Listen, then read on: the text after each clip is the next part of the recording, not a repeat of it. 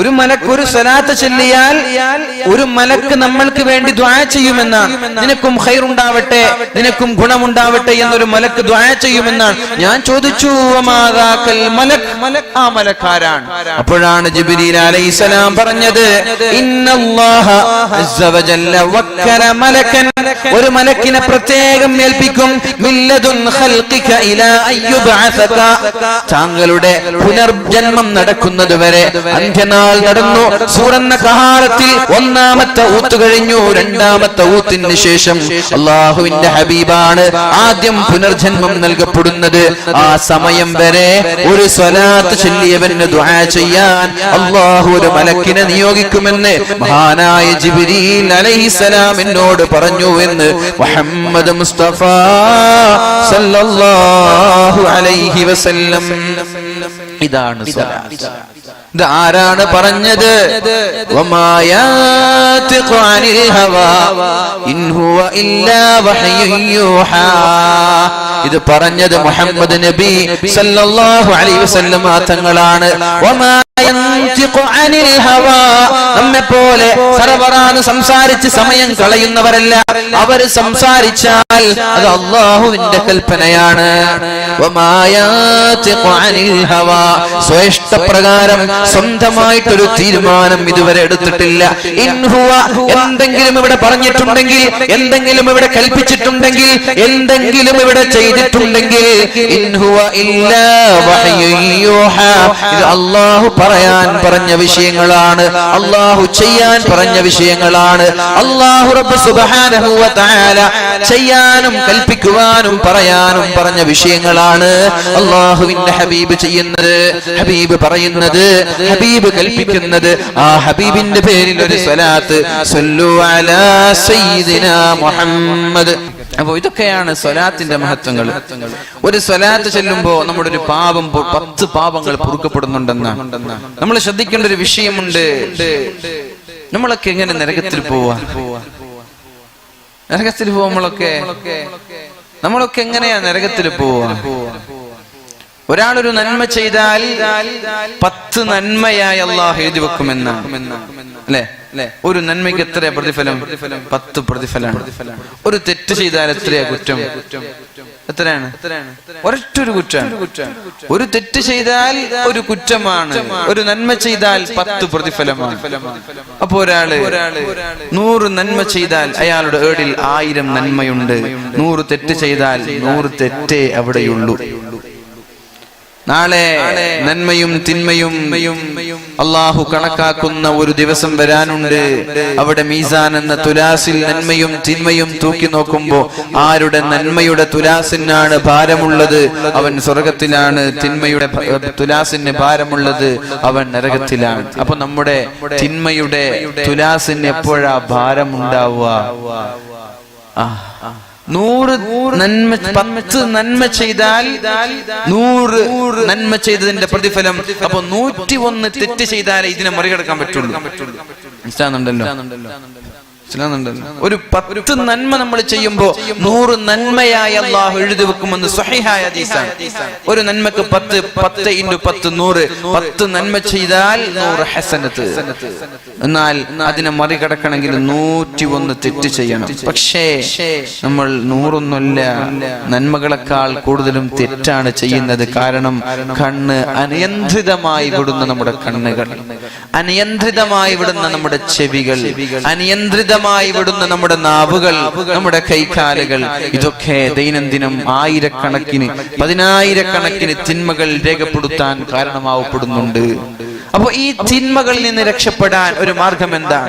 ഒരു ദിവസം ഒരു 100 സ്വലാത്ത് അള്ളാഹുവിന്റെ ഹബീബിന്റെ പേരിൽ ചൊല്ലിയാൽ 1000 തിന്മകൾ നമ്മുടെ ഏടിൽ നിന്ന് അള്ളാഹു മായ്ച്ചു കളയും. 1000 തിന്മകൾ അള്ളാഹു നമ്മുടെ തിന്മയുടെ ഏടിൽ നിന്ന് മായ്ച്ചു കളയുമെന്ന് പരിശുദ്ധ റസൂലുള്ളാഹി സ്വല്ലല്ലാഹു അലൈഹി വസല്ലം തങ്ങളുടെ ഹദീസ് അടിസ്ഥാനമാക്കി നമ്മൾക്ക് മനസ്സിലാവുകയാണ്. അപ്പൊ സ്വലാത്ത് ഇൻഷാ അല്ലാഹ് ഈ ഒരു വിഷയം ഇന്നത്തെ ഒരു ക്ലാസ്സിൽ, ഇന്നത്തെ ഒരു വാലിൽ നമ്മൾക്ക് ഉപകരിക്കേണ്ട ഒരു വിഷയം ഇതാണ്. നാളെ മുതൽ, ഇന്ന് മുതൽ തന്നെ ഒരു 100 സ്വലാത്ത് എല്ലാ ദിവസവും ചെല്ലാൻ പറ്റുന്ന ആളുകൾ ഒന്ന് കൈപൊക്കിയാ നോക്കട്ടെ. വെറുതെ ആവേശത്തിലൊന്നും കൈപ്പൊക്കല്ലേ.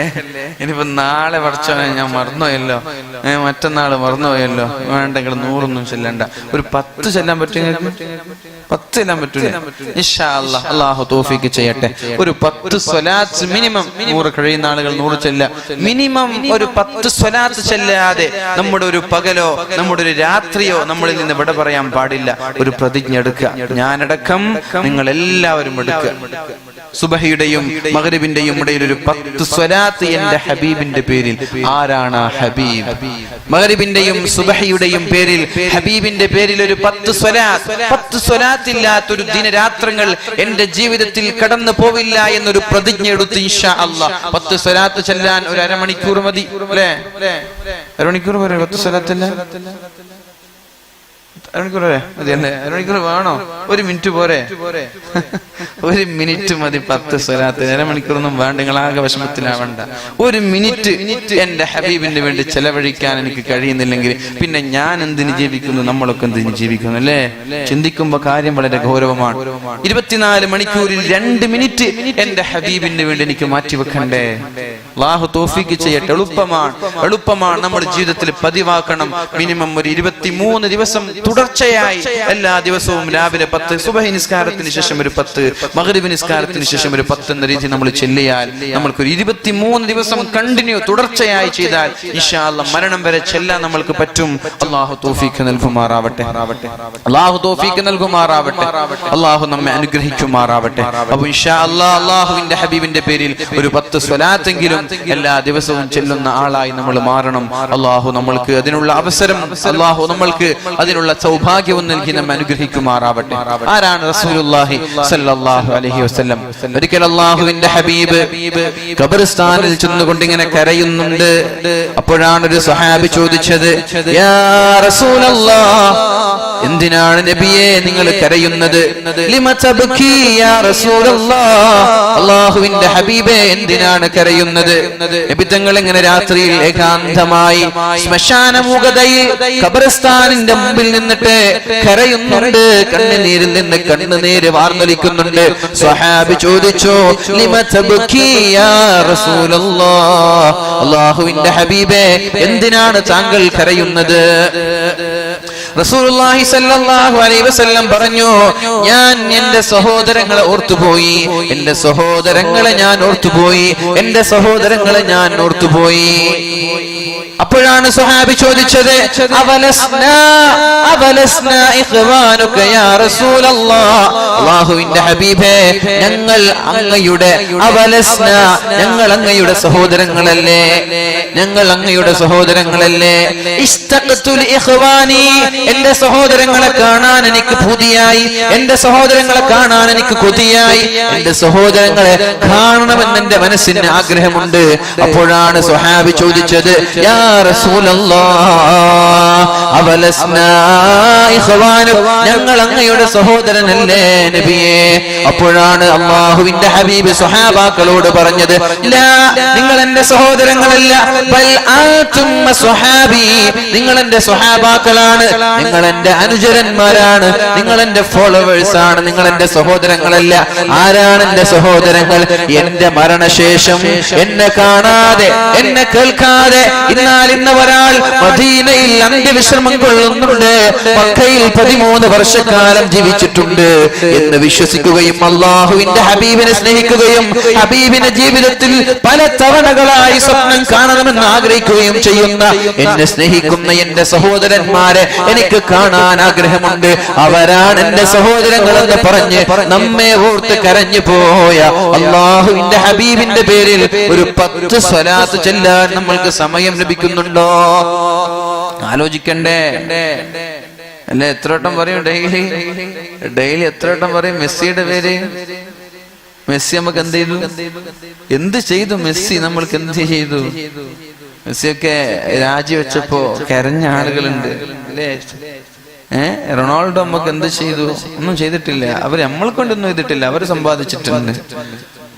വേണമെങ്കിൽ നിങ്ങൾ ആരെങ്കിലും ഓട്ടോഗ്രാഫിന് പോയാൽ നിങ്ങൾ ഓടിച്ചൂടും ചെയ്യും വേണമെങ്കിൽ അല്ലെ? അങ്ങനെ കുറെ വാർത്തകളൊക്കെ താരങ്ങളുടെതൊക്കെ കേട്ടിട്ടുണ്ട്. അവരൊന്നും നമ്മൾക്കൊന്നും ചെയ്തു തരാത്ത ആളുകൾക്ക് നമ്മൾ അങ്ങോട്ട് മാക്സിമം ചെയ്തു കൊടുക്കുക, അവർക്ക് വേണ്ടി വാദിക്കുക, അവർക്ക് വേണ്ടി ശബ്ദിക്കുക, അവരെ എന്നും മനസ്സിൽ ഓർത്ത് നടക്കുക, അവരെ എന്തെങ്കിലും വാർത്തകൾ കാണുമ്പോൾ താല്പര്യം കാണിക്കുക.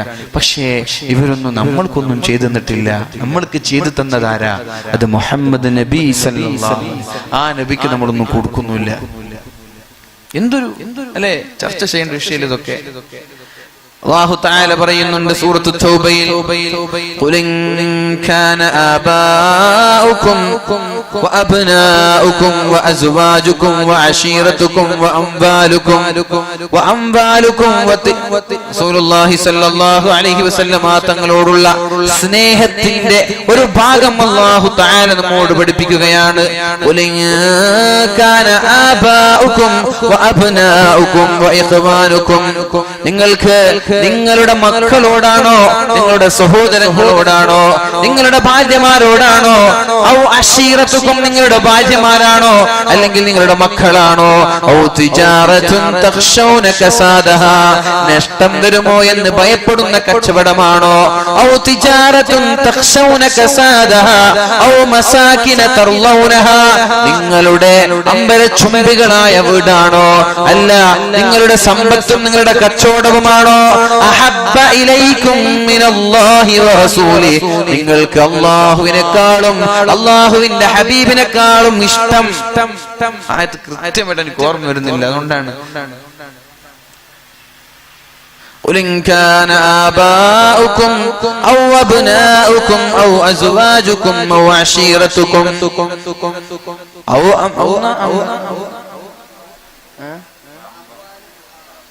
وأموال اقترفتموها وتجارة تخشون كسادها ومساكن ترضونها أحب إليكم من الله ورسوله وجهاد في سبيله فتربصوا حتى يأتي الله بأمره والله لا يهدي القوم الفاسقين. എത്ര ഗൗരവമാണ് ഈ ആയത്തിന്റെയൊക്കെ അർത്ഥം. നിങ്ങളുടെ മക്കളോടാണ് നിങ്ങൾക്ക് സ്നേഹമെങ്കിൽ, നിങ്ങളുടെ ഭാര്യമാരോടാണ് സ്നേഹമെങ്കിൽ, നിങ്ങളുടെ വീടിനോടാണ് സ്നേഹമെങ്കിൽ, നിങ്ങളുടെ ചങ്ങാതിമാരോടാണ് സ്നേഹമെങ്കിൽ, നിങ്ങളുടെ മാതാപിതാക്കളോടാണ് സ്നേഹമെങ്കിൽ, ആരെക്കാൾ അഹബ്ബ ഇലൈക്കും മിനല്ലാഹി വറസൂലി, നിങ്ങളുടെ അല്ലാഹുവിനെക്കാളും റബ്ബായ രക്ഷിതാവായ പടച്ച തമ്പുരാനെക്കാളും അവന്റെ പ്രവാചകനായ മുഹമ്മദ് നബി സല്ലല്ലാഹു അലൈഹി വസല്ലമ തങ്ങളെക്കാളും സ്നേഹം മറ്റുള്ള ആളുകളാണെങ്കിൽ ഇതിന് മെസ്സിയെ കുറിച്ച് പറഞ്ഞിട്ടേ ഇല്ല. മെസ്സിയെ കുറിച്ചിട്ടോ റൊണാൾഡോയെ കുറിച്ചിട്ടോ സിനിമാ നടന്മാരെ കുറിച്ചിട്ടോ ഒന്നും പറഞ്ഞിട്ടില്ല.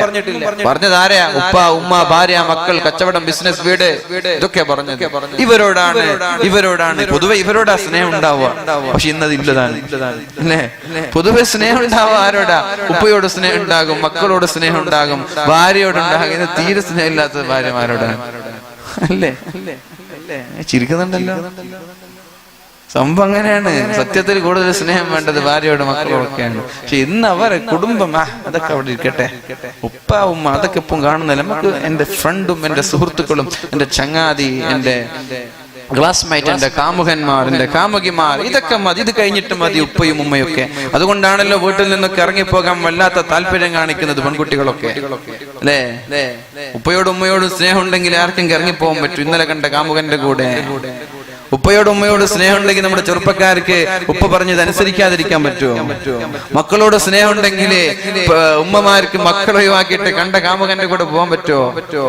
സത്യത്തിൽ സ്നേഹം വേണ്ടത് ഇവിടെയാണ്. ഇത് ഖുർആൻ പറഞ്ഞിട്ടുണ്ട്. നിങ്ങൾക്ക് സ്നേഹം ഉണ്ടാവാൻ സാധ്യതയുള്ള മേഖല ഏതൊക്കെയാണ്? ഒന്ന്, നിങ്ങളുടെ ഉപ്പയോട് സ്നേഹം ഉണ്ടാകും. കാരണം ഉപ്പ ഒരുപാട് നമ്മൾക്ക് വേണ്ടി അധ്വാനിക്കുന്നുണ്ട്. ഉമ്മയോട് സ്നേഹം ഉണ്ടാകും, ഉമ്മയും അധ്വാനിക്കുന്നുണ്ട്. മക്കളോട് സ്നേഹം ഉണ്ടാകും, കാരണം അവർ നമ്മുടെ കരളിന്റെ കഷ്ണമാണ്. ഭാര്യയോട് സ്നേഹം ഉണ്ടാകും, കാരണം ഭാര്യ എന്ന് പറഞ്ഞാൽ നമ്മളാണ് അല്ലെ? നമ്മൾ ഭാര്യയാണ്, ഭാര്യ നമ്മളാണ്. നമ്മൾ രണ്ടും ഒന്നാണ് അല്ലെ? ഭാര്യയും ഭർത്താവും ഒന്നാണ്. അവിടെയും സ്നേഹം ഉണ്ടാകും. വീടിനോട് സ്നേഹം ഉണ്ടാകും, കാരണം 19 വർഷക്കാലം ഗൾഫിലും നാട്ടിലും അധ്വാനിച്ചിട്ടാണ് ഒരാൾ മനോഹരമായ വീടുണ്ടാക്കുന്നത്. കച്ചവടത്തോടും താല്പര്യം ഉണ്ടാകും, കാരണം കച്ചവടം ഉണ്ടായാലേ പൈസ കിട്ടുള്ളൂ. അവിടെയൊക്കെ താല്പര്യം ഉണ്ടാകും, സ്വാഭാവികമാണ്. ഇതൊക്കെ സ്നേഹിച്ചു കുഴപ്പമില്ല. പക്ഷേ ഇതിനേക്കാളൊക്കെ സ്നേഹം എവിടെ വേണം? അഹബ്ബ ഇലൈക്കും മിനല്ലാഹി വറസൂലി, അല്ലാഹുവിനെക്കാളും അവന്റെ റസൂലിനെക്കാളും സ്നേഹം അവിടെ പാടില്ല. ഉമ്മയോട് പാടില്ല, മക്കളോട് മക്കളോട് പാടില്ല, ഭാര്യമാരോട് പാടില്ല, ആരോടും പാടില്ല. ഹബീബാണ് വലുത്, അല്ലാഹുവാണ് വലുത്. ഇതിങ്ങനെ ഇത് മറ്റുള്ളവരൊക്കെ ഇതിനേക്കാളും വലുതായാലോ?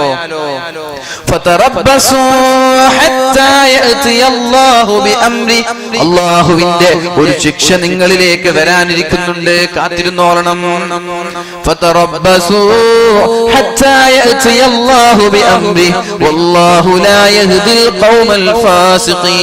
അല്ലാഹുവിനെയും അവന്റെ ഹബീബിനെയും മറ്റുള്ള സർവ്വ വസ്തുക്കളെക്കാളും സ്നേഹിക്കാത്തവനെ അല്ലാഹു ഒരിക്കലും സന്മാർഗികളിൽ പെടുത്തില്ല.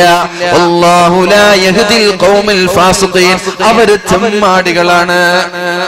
ആദ്യം പ്രിയോറിറ്റി അല്ലാഹുവിനോടും റസൂലിനോടും, അത് കഴിഞ്ഞിട്ടേ ബാക്കിയുള്ളവരോടുള്ളൂ. ഈ പ്രിയോറിറ്റി മറ്റുള്ളവർക്ക് കൊടുത്താലോ, ഇന്നല്ലാഹു വല്ലാഹു ലാ യഹ്ദിൽ ഖൗമൽ ഫാസിഖീൻ, അവൻ തെമ്മാടിയാണ്, അവൻ അല്ലാഹു നന്നാക്കൂല. നിങ്ങൾ അല്ലാഹുവിന്റെ കോപം, അല്ലാഹുവിന്റെ ശിക്ഷ, അല്ലാഹുവിന്റെ അദാബിനെ കാത്തിരിക്കണമെന്നൊരു താക്കീത് സൂറത്തു തൗബയിൽ അല്ലാഹു പറയുന്നുണ്ട്. കാര്യം ഗൗരവമാണ്. അതുകൊണ്ട് അല്ലാഹുവിനെ സ്നേഹിക്കുന്ന മുത്തഖീങ്ങളിൽ അല്ലാഹു പെടുത്തട്ടെ. മഹാനായ ഉമർ ഇബ്നുൽ ഖത്താബ് റളിയല്ലാഹു അൻഹു പറഞ്ഞു, യാ റസൂലല്ലാഹ്, അല്ലാഹുവിന്റെ ഹബീബേ, എനിക്ക് അങ്ങയെ വല്ലാത്ത ഇഷ്ടമാണ്, അങ്ങയോട് വല്ലാത്ത സ്നേഹമാണ് നബിയേ, അങ്ങയോട് വല്ലാത്ത താല്പര്യമാണ് നബിയേ. എന്റെ ശരീരം കഴിഞ്ഞാൽ ഞാൻ ഏറ്റവും സ്നേഹിക്കുന്നത് അങ്ങയെയാണ്. ആദ്യം എന്റെ ശരീരം, അത് കഴിഞ്ഞാലോ പിന്നെ ഭാര്യ മക്കളൊന്നല്ല, അങ്ങാണ് നബിയെ മുഹമ്മദ് നബി സല്ലല്ലാഹു അലൈഹി വസല്ലം. പറ്റൂല, നിന്റെ ശരീരം കഴിഞ്ഞിട്ട് എനിക്ക് സ്ഥാനം തരിക, ഞാൻ നടക്കൂല. നിന്റെ ശരീരത്തെക്കാളും നീ എന്നെ സ്നേഹിക്കുന്നത് വരെ ഉമറേ ആയിട്ടില്ല, നീ പരിപൂർണ മുഅ്മിനല്ല, നീ സത്യവിശ്വാസിയല്ല, നീ സത്യവിശ്വാസിയല്ല, പരിപൂർണമായ വിശ്വാസിയല്ല. ലാ യാ ഉമർ, ശരിയായിട്ടില്ല. നിന്റെ ശരീരത്തെക്കാളും നീ എന്നെ സ്നേഹിക്കണം, നിന്റെ ശരീരത്തെക്കാളും നീ എന്നെ സ്നേഹിക്കണം. അപ്പൊ പറഞ്ഞു, നബിയെ, എന്നാൽ ഈ നിമിഷം മുതൽ എനിക്ക് എന്റെ ശരീരത്തെക്കാളും ഇഷ്ടം അങ്ങയെയാണ്, എന്റെ ശരീരത്തെക്കാളും ഇനി മുതൽ ഞാൻ സ്നേഹിക്കുക അങ്ങയെയാണ്. എന്റെ ശരീരത്തിലേക്ക് ഒരു മുള്ള് തറച്ചു, അങ്ങയുടെ ശരീരത്തിലേക്ക് ഒരു മുള്ള് തറച്ചു, എന്നാൽ ഈ മുള്ളിന് വേദന എനിക്ക് അനുഭവിക്കുകയേ ഇല്ല. എന്റെ വേദന എന്താ? അങ്ങേക്ക് മുള്ള് തറച്ചതിന്റെ പേരിലാണ്. എനിക്ക് വെട്ടേറ്റ്, നോ പ്രോബ്ലം, അത് പ്രശ്നമേല. അങ്ങേക്ക് വെട്ടേറ്റ് എനിക്ക് സഹിക്കാൻ പറ്റൂല. അതുകൊണ്ടാണല്ലോ തങ്ങൾ പറഞ്ഞത്, ഫതഹു മക്ക, മക്ക കീഴടക്കി മഹാനായ അബ്ബാസ് റളിയല്ലാഹു അൻഹു ഇസ്ലാമിലേക്ക് കടന്നു വന്നപ്പോഴാണ്, മഹാനായ അബ്ബാസ് റളിയല്ലാഹു അൻഹു ഇസ്ലാമിലേക്ക് കടന്നു വന്നപ്പോഴാണ് ഉമർ ഇബ്നുൽ ഖത്താബ് റളിയല്ലാഹു അൻഹു പറഞ്ഞത്, യാ അബ്ബാസ്, അങ്ങയുടെ ഇസ്ലാമാണ് എനിക്കിഷ്ടം. എന്റെ ഉപ്പ, എന്റെ പിതാവ്, എന്നെ തീറ്റിപ്പോറ്റി എന്റെ പിതാവായ ഖത്താബ് ഇസ്ലാമിലേക്ക് വരുന്നതിനേക്കാളും എനിക്കിഷ്ടം അബ്ബാസ് ഇസ്ലാമിലേക്ക് കടന്നു വരലാണ്. കാരണം ഖത്താബിന്റെ ഉപ്പയാണ് അബ്ബാസ്. റസൂലുള്ളാഹി സ്വല്ലല്ലാഹു അലൈഹി വസല്ലമ തങ്ങളുടെ പിതൃവ്യനാണ്. നബി തങ്ങളുടെ ആളാപ്പ ഇസ്ലാം സ്വീകരിക്കുന്നതാണ്. എന്റെ ഉപ്പ ഇസ്ലാമിലേക്ക് കടന്നു വരുന്നതിനേക്കാളും എനിക്കിഷ്ടം. എന്തേ? ആദ്യം ശരീരമായിരുന്നു, പിന്നെ അങ്ങോട്ട് പൂർണ്ണമായിട്ട് മാറ്റി. എന്നിട്ട് പറഞ്ഞു, അബ്ബാസ് റളിയല്ലാഹു അൻഹു ഇസ്ലാമിലേക്ക് കടന്നു വരുമ്പോഴല്ലേ എന്റെ ഹബീബിന്റെ കണ്ണിന് കുളിർമയുണ്ടാകുന്നത്, എന്റെ ഹബീബിന് സന്തോഷം ഉണ്ടാകുന്നത്. ഹബീബിന്റെ സന്തോഷമാണ് എന്റെ സന്തോഷം. എന്റെ ഉപ്പ ഇസ്ലാമിലേക്ക് കടന്നു വരുന്നതിനേക്കാളും അല്ലാഹുവിന്റെ ഹബീബിന്റെ കണ്ണിന് കുളിർമ ലഭിക്കുന്നത് മഹാനായ ഹബീബിന്റെ പിതൃവ്യനായ അബ്ബാസ് തങ്ങൾ ഇസ്ലാമിലേക്ക് കടന്നു വരലാണല്ലോ. അതുകൊണ്ട് അങ്ങയുടെ ഇസ്ലാമാണ് എനിക്കിഷ്ടമെന്ന് പറഞ്ഞ മഹാനായ ഉമർ ഇബ്നുൽ ഖത്താബ് റളിയല്ലാഹു അൻഹുവിനോട് അല്ലാഹുവിന്റെ ഹബീബ് പറഞ്ഞു, ഉമർ, ഇപ്പോഴാണ് ഉമറേ നിന്റെ വിശ്വാസം പൂർണ്ണമായത്. നമ്മളൊക്കെ എന്ത് മുസ്ലിം എന്ന് പറയാൻ പറ്റും? എന്നെ എടുക്കാം, നിങ്ങളെ കുറ്റപ്പെടുത്തില്ല, ഞാൻ അടക്കതിന് ഉത്തരവാദിയാണ് എന്ന് പറയാൻ പറ്റും? നമ്മളൊക്കെ നമ്മുടെ മനസ്സ് ഹബീബിനെ കുറിച്ചാണോ ചിന്തിക്കാറ്? ചിന്തിക്കേണ്ട വിഷയമാണ്, പ്രത്യേകം ചിന്തിക്കുക, മനസ്സറിഞ്ഞുകൊണ്ട് ചിന്തിക്കുക. അങ്ങനെ കേട്ടിട്ട് പോയിട്ട് കാര്യമില്ല, അല്ലേ? അല്ലാഹു എല്ലാവരെക്കാളും ആത്മാർത്ഥമായി അല്ലാഹുവിന്റെ ഹബീബിനെ സ്നേഹിക്കാൻ നമ്മൾക്ക് തൗഫീഖ് നൽകുമാറാവട്ടെ. لو كان حبك صادقا لأطعته إن المحب لمن يحب يطيع. നമ്മൾ പറയുന്നുണ്ടല്ലോ എനിക്ക് അല്ലാഹുവിനെ ഇഷ്ടമാണെന്ന്, ഹബീബിനെ ഇഷ്ടമാണെന്ന്. അത് വെറും വാക്ക് മാത്രമാണ്. എനിക്ക് അല്ലാഹുവിനെ ഇഷ്ടം, എനിക്ക് എന്റെ ഹബീബിനെ ഇഷ്ടമുണ്ട് എന്ന് നാഴികക്ക് 40 വട്ടം വിളിച്ചു പറയുന്നവർ അത് വെറും പാഴ്വാക്കാണ്. ആ വാക്കിന് വിലയില്ല, പുല്ല് വില പോലും ആ വാക്കിനില്ല. എന്തേ? നിനക്ക് അല്ലാഹുവിന്റെ ഹബീബിനോടാണ് ഇഷ്ടമെങ്കിൽ നിന്റെ സ്നേഹം, നിന്റെ വാക്കിന് വിലയുണ്ടെങ്കിൽ, നീ അല്ലാഹുവിന്റെ ഹബീബിനോടുള്ള സ്നേഹം യാഥാർത്ഥ്യമാണെങ്കിൽ, ഇന്നൽ മുഹിബ്ബ ലിമൻ യുഹിബ്ബു യുതീഉ, ആരെയാണോ സ്നേഹിക്കുന്നത് അവര് പറയുന്നത് അണ്ണാക്ക് തൊടാതെ വിശ്വസിക്കും. സ്നേഹിക്കുന്നവർ, കാമുകിക്ക് വേണ്ടി ഭക്ഷണം നൽകാൻ തയ്യാറാവുന്ന ചെറുപ്പക്കാരില്ലേ, കാമുകിമാർക്ക് വേണ്ടി മൊബൈൽ ഫോൺ വാങ്ങിച്ചു കൊടുക്കാൻ തയ്യാറാവുന്നവർ, കാമുകിക്ക് വേണ്ടി സിനിമക്ക് കൊണ്ടുപോകാൻ തയ്യാറാവുന്നവർ, ഒരുപക്ഷെ അവരുടെ വീട്ടിൽ ഒരു നേരത്തെ ഭക്ഷണത്തിന് വേണ്ടി മാതാപിതാക്കൾ കഷ്ടപ്പെടുന്നുണ്ടെങ്കിലും തന്റെ കാമുകിയുടെ ആവശ്യം ഒരു ബർഗർ കഴിക്കണമെങ്കിൽ എവിടെന്നെങ്കിലും മോഷ്ടിച്ചു കൊണ്ടുവന്ന് കൊടുക്കാൻ തയ്യാറാവും. എന്തേ? നിനക്ക് അവരോടുള്ള സ്നേഹം സത്യമാണ്, അതുകൊണ്ട് അവർക്ക് വേണ്ടി ത്യാഗം ചെയ്യാൻ നീ തയ്യാറാണ്. അപ്പൊ നമ്മുടെ സ്നേഹം സത്യാണോ? ബഹുന്യരായ നമ്മുടെ സയ്യിദ് ഹദിയത്തുള്ള തങ്ങൾ അവർകൾ നമ്മുടെ വേദിയിലേക്ക് കടന്നു വന്നുകൊണ്ടിരിക്കുകയാണ്. ഇൻഷാ അല്ലാഹ് 10:53 ഒരു 10 മിനിറ്റ് 11 മണിയാകുമ്പോൾ ഞാൻ എന്റെ വാക്കുകൾ ഉപസംഹരിക്കും. ഇൻഷാ അല്ലാഹ് ദുആ കഴിഞ്ഞിട്ട് നമ്മൾക്ക് പിന്നെ ഇൻഷാ അല്ലാഹ് നമ്മൾക്ക് വേറൊരു അവസരത്തിൽ ഒന്ന് ഫ്രീ ആയിട്ട് തന്നെ പറയല്ലേ, വൃദ്ധൊന്നും ഇല്ലാതെ വൃദ്ധര ദിവസം മാറ്റി വെച്ചിട്ട് 2-2.5-3 മണിക്കൂർ വാല് പറയാനായിട്ട് വരും. ഇന്ന് ഒരു സ്യൂട്ടബിൾ അല്ല എന്ന് എനിക്ക് തോന്നാണ്. ഇൻഷാ അല്ലാഹ് ഒരിക്കലും ഇൻഷാ അല്ലാഹ് ഇനി പെട്ടെന്ന് നിർത്തട്ടോ, ഞങ്ങൾ വന്നത് നിർത്താനുള്ള സൂചനയാണ്. إن كان حبك صادقا لأطعته إن المحب لمن يحب يطيع. അല്ലാഹുവിന്റെ ഹബീബിനോടും അല്ലാഹുവിനോടുമുള്ള സ്നേഹം യാഥാർത്ഥ്യമാണെങ്കിൽ അവർ പറയുന്നതേ നമ്മൾ അനുസരിക്കുള്ളൂ. തെറ്റ് ചെയ്യാൻ നമ്മൾക്ക് പറ്റൂല. അതുകൊണ്ട് കപടമായ വാക്കുകൾ പറഞ്ഞു നടക്കല്ലേ. ഈ സ്നേഹമൊക്കെ കാപട്യമാണ്. ആ പുഞ്ചിരി കുലീനമാം കള്ളം, നെഞ്ചി കീറി ഞാൻ നേരിനെ കാട്ടാം. അതൊരു മലയാള കവിയുടെ വാക്കുകളാണ്. ആ പുഞ്ചിരി, മുഖം നോക്കിയിട്ട് എന്താ പുഞ്ചിരി, പക്ഷേ കുലീനമാം കള്ളം. നീ ആ പുഞ്ചിരിയൊക്കെ വെറുതെ സോപ്പിടാൻ വേണ്ടിയിട്ടുള്ള പുഞ്ചിരിയാണ്. നെഞ്ചു കീറി ഞാൻ നേരിനെ കാട്ടാം. നിന്റെ അകത്തളങ്ങളിൽ സ്നേഹമൊന്നുമില്ല. ഇത് വെറും ഒരു കണ്ണിൽ പൊടിയിടാനുള്ള പുഞ്ചിരിയാണ്. നമ്മുടെ വാക്കുകൾ അങ്ങനെ തന്നെ. മഹാനായ കഅബ് റളിയല്ലാഹു അൻഹു അല്ലാഹുവിന്റെ ഹബീബിന്റെ സന്നിധിയിലേക്ക് വരുന്നുണ്ട്. യാ റസൂലല്ലാഹ്, എന്ത് പറ്റി നബിയേ? അങ്ങയുടെ മുഖമാകെ വിവർണമായി പോയിട്ടുണ്ടല്ലോ, അങ്ങയുടെ മുഖമാകെ കറുത്തു പോയിട്ടുണ്ടല്ലോ, ആകെ ക്ഷീണിച്ചു പോയിട്ടുണ്ടല്ലോ നബിയേ, അങ്ങേക്ക് എന്ത് പറ്റി? അങ്ങേക്ക് എന്ത് പറ്റി എന്ന് റസൂലുള്ളാഹി തങ്ങളോട് ചോദിക്കുമ്പോഴാണ് നബി തങ്ങൾ പറഞ്ഞത്, കേൾക്കണേ കേൾക്കണേ, മനോഹരമായ ഭക്ഷണം എല്ലാ ദിവസവും കഴിച്ചുകൊണ്ടിരിക്കുന്ന നമ്മൾക്ക് വേണ്ടി കരഞ്ഞു പോയ, നമ്മൾക്ക് വേണ്ടി ശബ്ദിച്ചു പോയ, നമ്മൾക്ക് വേണ്ടി ലോകത്തോട് വിട പറഞ്ഞു പോയ, ഇനി നാളെ മഹ്ശറാവൻ സഭയിൽ എല്ലാവരും നെട്ടോട്ടം ഓടുമ്പോ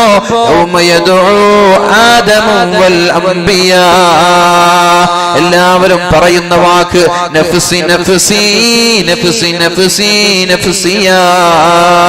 എന്റെ ശരീരം തന്നെ കഷ്ടമാണല്ലോ, ഞാൻ തന്നെ ഭയപ്പാടിലാണല്ലോ. യൗമ യദ്ഉ ഖൈറു ഖൽഖിൽ അംബിയാ, യൗമ യദ്ഉ ഖൈറു ഖൽഖിൽ അംബിയാ. അല്ലാഹുവിന്റെ ഹബീബ് വിളിക്കുന്ന വിളി എന്താണ്? ഉമ്മത്തി യാ ഉമ്മത്തി യാ ഉമ്മത്തി. ആദം നബി പറയുന്നത് എന്റെ അടുത്തേക്ക് വരരുതെന്നാണ്. നോഹ നബി പറയുന്നത് എന്റെ അടുത്തേക്ക് വരരുതെന്നാണ്. മൂസാ നബി പറയുന്നത് എന്റെ അടുത്തേക്ക് വരല്ലേ എന്നാണ്. ഇബ്രാഹിം നബി പറയുന്നത് എന്റെ അടുത്തേക്ക് വരല്ല. ഈസാ നബിയും പറയുന്നത് അതേ വാക്ക് തന്നെ, എന്റെ അടുത്തേക്ക് വരല്ലേ, എനിക്ക് ശഫാഅത്ത് ചെയ്യാൻ പറ്റൂല. പക്ഷേ എല്ലാവരും സ്വർഗത്തിലേക്ക് സ്വർഗത്തിലേക്ക് പോവാൻ വേണ്ടി കാത്തിരിക്കുന്ന, എല്ലാവരും രക്ഷപ്പെടാൻ വേണ്ടി കാത്തിരിക്കുന്ന, എല്ലാവരും ആകാംക്ഷയോടെ കാത്തിരിക്കുന്ന മുഹമ്മദ് നബി സല്ലല്ലാഹു അലൈഹി വസല്ലം പറയുന്നത്, ഉമ്മത്തി, എന്റെ സമൂഹമേ, എന്റെ സമൂഹമേ, എന്റെ സമൂഹമേ എന്ന് പറഞ്ഞു ആ ഭൂമിയിൽ സുജൂദ് ചെയ്യുമെന്ന് പഠിപ്പിച്ചത് വളരെ സ്വഹീഹായ ഹദീസല്ലേ. ആ നബിയുടെ പേരിലല്ലേ ഒരുമിച്ച് കൂടിയിട്ടുള്ളത്? ആ ഹബീബിന്റെ പേരിലല്ലേ സ്വലാത്ത് ചൊല്ലുന്നത്? ആ ഹബീബിന് വേണ്ടിയല്ലേ നമ്മൾ ശബ്ദിക്കേണ്ടത്? ഇങ്ങനെ മരിച്ചുപോയ നമ്മൾക്ക് വേണ്ടി ആഖിറത്തിൽ വരെ ശുപാർശ ചെയ്യാൻ കാത്തിരിക്കുന്ന മുഹമ്മദ് നബി, ആ നബിയുടെ അടുത്തേക്കാണ് കഅബ റളിയല്ലാഹു അൻഹു വരുന്നത്. യാ റസൂലല്ലാഹ്, അല്ലാഹുവിന്റെ ഹബീബേ, എന്തേ താങ്കളുടെ മുഖമാകെ മാറിയിട്ടുണ്ടല്ലോ, മുഖമാകെ വിവർണമായിട്ടുണ്ടല്ലോ, ആ പഴയ സൗന്ദര്യമൊന്നും കാണുന്നില്ലല്ലോ. അപ്പോഴാണ് നബി തങ്ങളെ പറയുന്നത്, എങ്ങനെ എന്റെ ശരീരം മാറാതിരിക്കും? എങ്ങനെ എന്റെ ശരീരം ദ്രവിക്കാം? എങ്ങനെ എന്റെ ശരീരത്തിന് ക്ഷീണം സംഭവിക്കാതിരിക്കും? എങ്ങനെ എന്റെ ശരീരം ശുഷ്കിക്കാതിരിക്കും? 3 ദിവസമായി എന്റെ ശരീരത്തിലേക്ക് ഒരു കരളുള്ള, ഒരു കരള് പ്രവർത്തിക്കുന്ന ഒരു ശരീരത്തിലേക്ക്, ഒരു ബോഡിയിലേക്ക്, ഒരു വസ്തുവിലേക്ക് ഭക്ഷണം ആവശ്യമുണ്ടല്ലോ. എന്നാൽ 3 ദിവസമായി എന്റെ ശരീരത്തിലേക്ക് ഒരല്പം പോലും ഭക്ഷണം കയറിയിട്ടില്ല. 3 ദിവസമായി ഞാൻ ഭക്ഷണം കഴിച്ചിട്ടേ ഇല്ല. അതിന്റെ ക്ഷീണമാണ് എന്റെ മുഖത്ത് പ്രകടമാവുന്നത്, അതിന്റെ ക്ഷീണമാണ് എന്റെ ശരീരത്ത് കാണുന്നത്, അതിന്റെ ക്ഷീണത്തിലാണ് എന്റെ മുഖം വാടി തളർന്നിട്ടുള്ളത്. ഇത് കേൾക്കാൻ കഅബിന് സാധിച്ചില്ല, ഇത് കേൾക്കാൻ കഅബ് റളിയല്ലാഹു അൻഹുവിന് സാധിച്ചില്ല. കഅബ് റളിയല്ലാഹു അൻഹു ഓടിപ്പോയി ഹബീബിന്റെ ഹളറത്തിൽ നിന്ന്. അപ്പോഴാണ് ഒരു ജൂതനവിടെ, അപ്പോഴാണ് ഒരു ജൂതനവിടെ തന്റെ മൃഗങ്ങൾക്ക് വെള്ളം കൊടുക്കുന്നത് കാണുന്നത്. ജൂതനെ വിളിച്ചു, അല്ലയോ സഹോദര, നിങ്ങളുടെ ഈ ഒട്ടകങ്ങൾക്ക് ഞാൻ ബക്കറ്റിൽ വെള്ളം നിറച്ച് ഓരോ ഒട്ടകങ്ങൾക്കും ഞാൻ വെള്ളം നൽകാം. എനിക്കൊരു ഒരു ബക്കറ്റിന് പകരം ഒരു ഈത്തപ്പഴം എന്ന രീതിയിൽ എനിക്ക് ശമ്പളം തരുമോ, എനിക്ക് പ്രതിഫലം തരുമോ എന്ന് ചോദിച്ചു. ആ ജൂത സഹോദരൻ സമ്മതിച്ചു. അദ്ദേഹത്തിന്റെ ജൂതന്റെ എല്ലാ ഒട്ടകങ്ങൾക്കും വെള്ളം നൽകി. എന്നിട്ട് ജൂതന്റെ അടുത്തേക്ക് കടന്നു വന്നിട്ട് പറഞ്ഞു, ഞാൻ ഇതാ എന്റെ ജോലി ഭംഗിയായി പൂർത്തീകരിച്ചിരിക്കുകയാണ്, അതുകൊണ്ട് എനിക്ക് ശമ്പളം വേണേ, എനിക്ക് പ്രതിഫലം തരണേ. നേരെ നൽകി അല്പം ഈത്തപ്പഴങ്ങൾ. ആ ഈത്തപ്പഴവും കയ്യിൽ പിടിച്ചിട്ടാണ് നബി തങ്ങളുടെ സന്നിധിയിലേക്ക് വരുന്നത്. യാ റസൂലല്ലാഹ്, അല്ലാഹുവിന്റെ ഹബീബേ, നിങ്ങൾ ഇത് പിടിച്ചാലും നിങ്ങൾ ഇത് കഴിച്ചാലും അങ്ങ് തളരുന്നത് എനിക്ക് ഇഷ്ടമല്ല, അങ്ങ് വിഷമിക്കുന്നത് എനിക്ക് ഇഷ്ടമല്ല. നബി ചോദിച്ചു, എവിടെ നിന്നാണ് ഈ ഈത്തപ്പഴമെന്ന്? അപ്പോഴാണ് പറഞ്ഞത്, ഞാൻ ഇന്നാലിന്ന ജൂത സഹോദരന് അദ്ദേഹത്തിന്റെ ഒട്ടകങ്ങൾക്ക് വെള്ളം നൽകി ജോലി ചെയ്ത് ശമ്പളമായി വാങ്ങിച്ചതാണ്. അപ്പോഴാണ് നബി തങ്ങൾ സന്തോഷം, നബി തങ്ങൾ ഈ കഅബ് റളിയല്ലാഹു അൻഹുവിനോട് പറയുന്നത്, കഅബേ, കഅബേ, നിനക്ക് എന്നെ ഇഷ്ടമാണോ? നിനക്ക് എന്നോട് സ്നേഹമുണ്ടോ? ഉണ്ട് നബിയേ, അങ്ങയോടല്ലാതെ പിന്നെ ആരോടാണ് എനിക്ക് സ്നേഹമുള്ളത്? അങ്ങയോട് എനിക്ക് സ്നേഹമുണ്ട് നബിയേ, അങ്ങയെ ഞാൻ സ്നേഹിക്കുന്നുണ്ട് നബിയേ. അപ്പോൾ റസൂലുള്ളാഹി തങ്ങൾ പറഞ്ഞു, കഅബേ, എന്നെ സ്നേഹിക്കുന്ന ആളുകൾക്ക്, എന്നെ സ്നേഹിക്കുന്ന ആളുകൾക്ക് ദാരിദ്ര്യം വരാൻ സാധ്യതയുണ്ട്, എന്നെ സ്നേഹിക്കുന്ന ആളുകൾക്ക് പ്രയാസം വരാൻ സാധ്യതയുണ്ട് നബിയേ. അതൊന്നും എനിക്ക് കുഴപ്പമില്ല, ദാരിദ്ര്യം എനിക്ക് കുഴപ്പമില്ല, പ്രയാസങ്ങൾ എനിക്ക് കുഴപ്പമില്ല നബിയേ, അങ്ങയുടെ സ്നേഹമാണ് എനിക്ക് വേണ്ടത്. ഇത് പറഞ്ഞിട്ട് പോയതാണ്. കഅബ് റളിയല്ലാഹു അൻഹു പിന്നെ രോഗിയായി കിടപ്പിലായി, രോഗിയായി കിടന്നു. നബി തങ്ങൾ കണ്ടില്ല. ചോദിച്ചു, എവിടെയാണ് കഅബ് എന്ന്? അപ്പോഴാണ് അറിയാൻ സാധിച്ചത് കഅബ് രോഗിയായി കിടക്കുകയാണെന്ന്. അല്ലാഹുവിന്റെ ഹബീബായ മുഹമ്മദ് നബി സല്ലല്ലാഹു അലൈഹി വസല്ലം കഅബിന്റെ അടുത്തേക്ക് ചെന്നു, കഅബിനെ സന്ദർശിക്കാൻ ചെന്നു. അപ്പോഴാണ് കഅബിന്റെ മാതാവ് പറയുന്നത്, ഹനീഅൻ ലകൽ ജന്ന, കഅബേ, നിനക്ക് സ്വർഗ്ഗമുണ്ട്, കഅബേ, നിനക്ക് സ്വർഗ്ഗമുണ്ട്.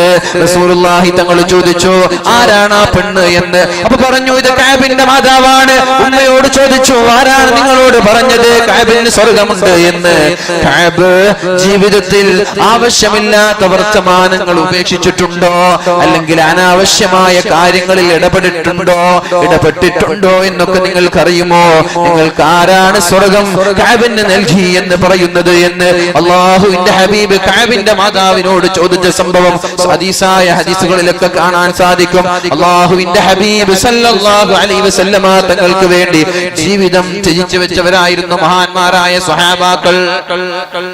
എന്റെ ജീവിതമല്ല വലുത്, എനിക്ക് വലുത് നബിയാണ്. അള്ളാഹു നമ്മൾക്കൊക്കെ തൗഫീഖ് നൽകുമാറാവട്ടെ. റസൂലുള്ളാഹി സല്ലല്ലാഹു അലൈഹി വസല്ലം തങ്ങളുടെ പേരിലാണ് ഈ സ്വലാത്തുകളൊക്കെ ചെല്ലുന്നത്. അറിയുന്നൊരു ഹദീസാണല്ലോ, ഹബീബിന്റെ പേരിൽ സ്വലാത്ത് ചെല്ലാൻ മടിക്കുന്നവൻ അള്ളാഹുവിന്റെ സ്വർഗത്തിൽ നിന്ന് അകലെയാണ്. നമുക്ക് എല്ലാവർക്കും അറിയുന്ന ഒരു ഹദീസാണ്. മിമ്പറിൽ നിന്ന് 3 പ്രാവശ്യം ആമീൻ എന്ന് പറഞ്ഞത്. ഒന്നാമത്തെ പ്രാവശ്യം പറഞ്ഞു അബ്അദഹുല്ലാഹ്,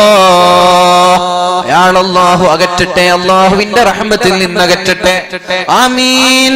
രണ്ടാമത്തെ തവണ വന്നു അബ്അദഹുല്ലാഹ്, അയാളെ അല്ലാഹുവിന്റെ സ്വർഗത്തിൽ നിന്ന് അകറ്റട്ടെ. ആരാണ് അയാൾ? ഒന്നാമത്തേത് പരിശുദ്ധമായ റമളാൻ ഒരാൾക്ക് ലഭിക്കുകയും റമളാൻ കഴിഞ്ഞു പെരുന്നാളിന്റെ ആ ഒരു പെരുന്നാൾ ആകുമ്പോഴേക്കും അയാളുടെ പാപങ്ങൾ മുഴുവനായി പൊറുക്കപ്പെട്ടില്ലെങ്കിൽ അവന് സ്വർഗമില്ല, സ്വർഗത്തിൽ നിന്ന് അകലെയാണ്, അകലെയാണ്, അകലെയാണെന്ന് മുഹമ്മദ് നബി സല്ലല്ലാഹു അലൈഹി വസല്ലം. റമളാൻ കഴിഞ്ഞു, നമുക്ക് പാപങ്ങൾ പൊറുക്കപ്പെട്ടിട്ടുണ്ടോ? ഉണ്ടോ? ഉണ്ടോ? ഉണ്ടോ? ഇല്ലേ? ദുആ ചെയ്തിട്ടുണ്ടോ? തൗബ ചെയ്തിട്ടുണ്ടോ? എന്താണ് പഠിച്ചോ നിങ്ങൾ ദുആ ചെയ്യില്ലേ? റമളാനിൽ ദുആ ചെയ്യലില്ലേ? ദുആ ചെയ്തിട്ടുണ്ട്, തൗബ ചെയ്തിട്ടുണ്ടെങ്കിൽ വിശ്വസിച്ചേക്ക്, എന്റെ തെറ്റൊക്കെ പുറത്തു തന്നിട്ടുണ്ട്. കാരണം നമ്മൾക്ക് പൂർണ്ണമായ വിശ്വാസമില്ലാത്തത് വലിയൊരു പ്രശ്നമാണ്.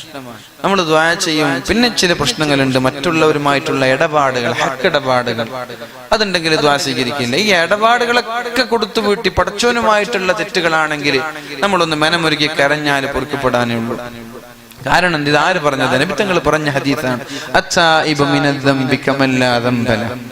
ഒരാളൊരു തെറ്റ് ചെയ്തു, ഖേദം വന്നു, പടച്ചോന്റെ ഭാഗത്ത് നിന്ന് വന്നു പോയല്ലോ, അസ്തഗ്ഫിറുല്ലാഹ്, നിനക്ക് പുറത്തു തരണേ എന്നൊരാൾ കരഞ്ഞു ദുആ ചെയ്താൽ പിന്നെ അയാളുടെ തെറ്റ് ഇവിടെ എഴുതി വെക്കില്ല. കമല്ലാ ദംബല, അയാൾക്ക് ദോഷമില്ല എന്ന് പറഞ്ഞത് ആരാ? മുഹമ്മദ് നബി സല്ലല്ലാഹു അലൈഹി വസല്ലം. ഇത് വിശ്വസിക്കൽ ഒരു മുഅ്മിനിന്റെ അല്ലേ? ഇത് വിശ്വസിക്കൽ ഒരു മുഅ്മിനിന്റെ ബാധ്യതയാണ്. ഈ ഹദീസ് നബി തങ്ങൾ പറഞ്ഞ സ്വഹീഹായ ഹദീസാണ്. അപ്പൊ നബി തങ്ങൾ പറഞ്ഞത് അതേപോലെ നടക്കുമെന്നത് വിശ്വസിക്കേണ്ടത് ഒരു മുഅ്മിനിന്റെ ലക്ഷണമാണ്. അപ്പൊ നമ്മൾ ദുആ ചെയ്യാ, ആത്മാർത്ഥമായി കരഞ്ഞ് കരഞ്ഞ് കരഞ്ഞ് ദുആ ചെയ്യാം. അപ്പൊ നമ്മൾ എന്ത് ചെയ്യാ? കരഞ്ഞിട്ട് ദുആ ചെയ്യുമ്പോ അള്ളാഹുമായിട്ട് ഇടപെടുന്ന വിഷയങ്ങൾ അള്ളാഹു പുറത്തു തരും. മനുഷ്യന്മാരുമായിട്ട് ഇടപെടുന്നുള്ള വിഷയങ്ങൾ അത് അവരുമായിട്ട് തന്നെ ബന്ധിക്കേണ്ടി വരും. ഒന്നതാണ് റമളാൻ കിട്ടിയിട്ടും അയാളുടെ പാപങ്ങൾ പൊറുക്കപ്പെട്ടില്ലേ? അബ്അദഹുല്ലാഹ്, അല്ലാഹുവിൽ നിന്ന് അകലെയാണ്. രണ്ട്, അല്ലാഹുവിന്റെ ഹബീബിന്റെ പേരിൽ സ്വലാത്ത് ചൊല്ലുമ്പോ, ഹബീബിന്റെ പേര് പറയപ്പെടുമ്പോൾ സ്വലാത്ത് ചൊല്ലാത്തവൻ അബ്അദഹുല്ലാഹ്, അല്ലാഹു അയാളെ അല്ലാഹുവിന്റെ റഹ്മത്തിൽ നിന്ന് അകറ്റട്ടെ എന്ന് മുഹമ്മദ് മുസ്തഫ സല്ലല്ലാഹു അലൈഹി വസല്ലം തങ്ങളോട് ജിബ്രീൽ അലൈഹിസ്സലാം പറഞ്ഞപ്പോ ആമീൻ. മൂന്നാമത് പറഞ്ഞു, മാതാപിതാക്കളെ വാർദ്ധക്യ സമയത്ത് പരിപാലിക്കാൻ അവസരം ലഭിച്ചു. അങ്ങനെ ലഭിക്കുന്നതൊരു സൗഭാഗ്യമാണ്, വലിയ ഭാഗ്യമാണ്. ഉമ്മയെയും ഉപ്പയെയും ശുശ്രൂഷിക്കാൻ ഒരാൾക്ക് അവസരം ലഭിച്ചു എന്ന് വെച്ചാൽ ഒരു 50-60 വയസ്സാകുമ്പോൾ ഉപ്പ മരിച്ചുപോയില്ല, ഉപ്പ ഒരു 70-80 വയസ്സ് വരെ ഉപ്പയും ഉമ്മയും ജീവിച്ചു. അങ്ങനെ നമ്മുടെ വീട്ടിൽ വൃദ്ധരായ ഉമ്മയും ഉപ്പയും ഉണ്ടെങ്കിൽ നമ്മൾ വലിയ ഭാഗ്യവാന്മാരാണ്. അവരെ നല്ല രീതിയിൽ പരിപാലിച്ചാൽ, അവരെ നല്ല രീതിയിൽ ബഹുമാനിച്ചു, വേണ്ട ചികിത്സകൾ ചെയ്തു, ശുശ്രൂഷകൾ ചെയ്തു, പരിപാലിച്ചു. ഉമ്മ മരിച്ചുപോയി, ഉപ്പ മരിച്ചുപോയി, അവരുടെ 2 പേരുടെയും മരണത്തോടുകൂടെ നമ്മുടെ ജീവിതത്തിന്റെ പാപങ്ങൾ പൊറുക്കപ്പെട്ടു. ഇനി വാർദ്ധക്യത്തിന്റെ ആ ഒരു കഷ്ടപ്പാടുകൾ സഹിച്ചുകൊണ്ട് ഉമ്മയും ഉപ്പയും ജീവിക്കുന്ന ഒരു വീട്ടിൽ അവരെ മെയിൻറ്റെയിൻ ചെയ്യാൻ മക്കൾ തയ്യാറായില്ലേ? അബ്അദഹുല്ലാഹ്, അവർക്ക് നരകമാണ്, അവർ അല്ലാഹുവിന്റെ റഹ്മത്തിൽ നിന്ന് അകലെയാണ്. അപ്പോ സ്വർഗത്തിലേക്കുള്ള എളുപ്പവഴി ഉമ്മയെയും ഉപ്പയെയും അനുസരിക്കലും അവർക്ക് വേണ്ടുന്ന കാര്യങ്ങൾ ചെയ്തു കൊടുക്കലാണ്. നരകത്തിലേക്കുള്ള എളുപ്പവഴി ഉമ്മയെയും ഉപ്പയെയും ധിക്കരിക്കലുമാണ്. അല്ലാഹു രക്ഷപ്പെടുത്തട്ടെ.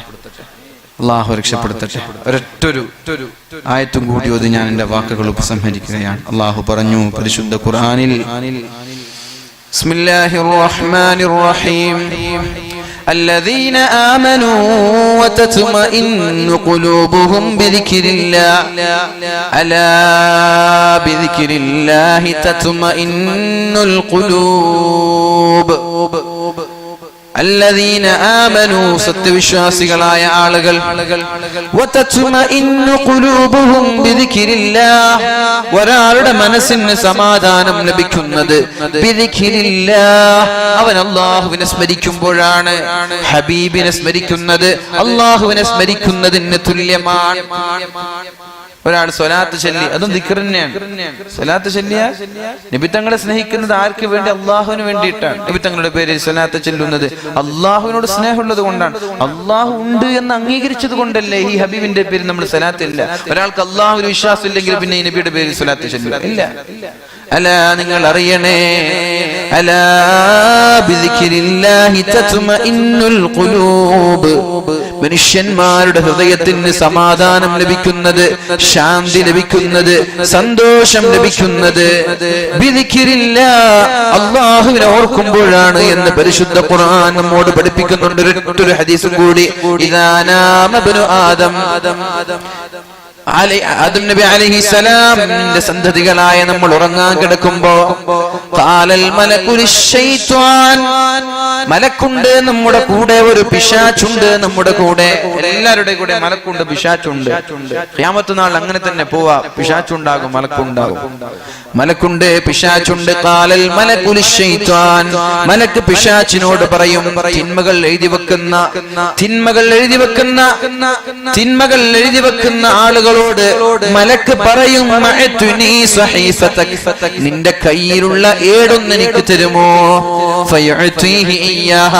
തിന്മയുടെ ഏട് മലക്കിന്റെ കയ്യിൽ ഏൽപ്പിക്കും ശൈത്വാൻ. ഫമാ വജദ ഫീ സഹീഫതിഹി മിൻ ഹസനത്തിൻ മഹാബിഹാ അശറു സയ്യിആത്ത്. മഹാന്മാരായ മലക്കുകൾ ശൈത്വാനിന്റെ കയ്യിലുള്ള തിന്മയുടെ ഏട് വാങ്ങിക്കുന്നു, എന്നിട്ട് അവരുടെ കയ്യിലുള്ള നന്മയുടെ ഏട് നോക്കുന്നു.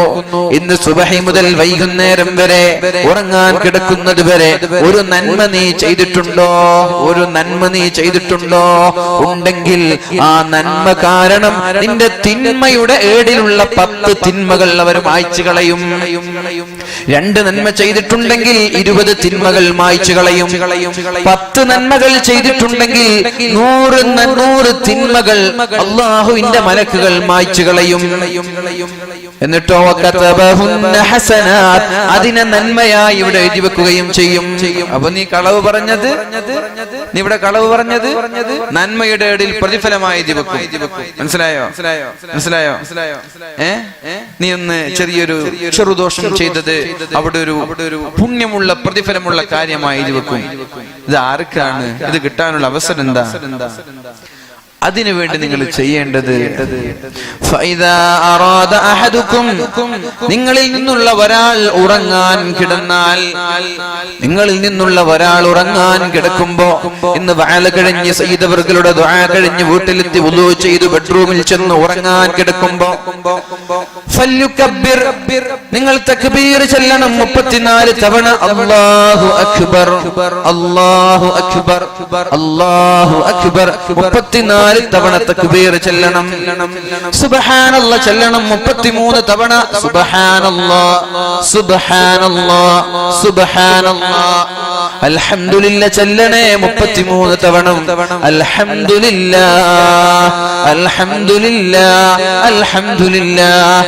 അങ്ങനെ 100 തവണ, 33 തവണ സുബ്ഹാനല്ലാഹ്, 33 തവണ അൽഹംദുലില്ലാഹ്. 66 ആയി. 34 തവണ അല്ലാഹു അക്ബർ എന്ന് ചൊല്ലി ഒരാൾ കിടന്നുറങ്ങി. അങ്ങനെ 100 എണ്ണം തികച്ചു കിടന്നുറങ്ങിയാൽ, സെഞ്ചുറി അടിച്ചുകൊണ്ട് കിടന്നുറങ്ങിയാൽ, നിന്റെ തിന്മകൾ അല്ലാഹുവിന്റെ മാലാക്കമാര് മായ്ച്ചു കളയുകയും ആ തിന്മകൾക്ക് പകരം ആ തിന്മകൾ എത്ര തിന്മയാണോ ചെയ്തത്, 100 തെറ്റ് ചെയ്തിട്ടുണ്ടെങ്കിൽ 100 നന്മയായി അള്ളാഹുവിന്റെ മലക്കുകൾ എഴുതി വെക്കുമെന്ന് മുഹമ്മദ് മുസ്തഫ സല്ലല്ലാഹു അലൈഹി വസല്ലം. അള്ളാഹുവിന്റെ ഹബീബിന്റെ ശഫാഅത്തിന് അർഹനായി ഉറങ്ങാൻ പറ്റുമോ?